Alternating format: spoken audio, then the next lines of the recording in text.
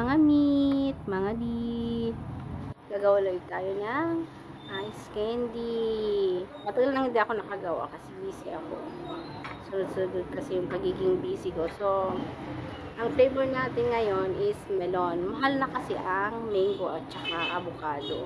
300 plus na ang isang kilo. So, melon na lang. Mas mura, 120 isang kilo sa melon. So, may nakilala naman ako nag-harvest. So, naka-minus talaga tayo ng price niya. So, ito yung gagawin natin ngayon, ice candy. Kasi yung mga customer ko, pabalik-balik na lang sila dito na magtanong kung may ice candy pa ba ako. So, sabi ko, gagawa na nga ako. Ito, may nakayod na ako dito kanina.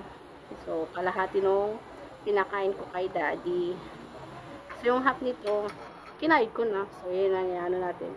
Mixture na lang natin pag luto na yung halo nito. Kasi magluluto tayo ng mixture niya. Ng gatas. Para mahalo natin mamaya. O, diba?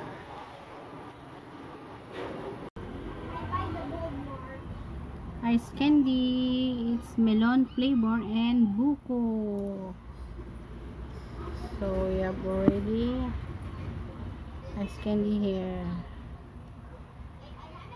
Puno yan guys, puno. Diba? Yummy. What's ice candy? This is yummy. Lalo na yun, mainit ang panahon. Ice candy. Malalaki siya guys.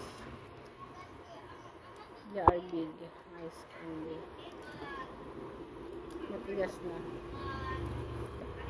They are big guys. Ice candy.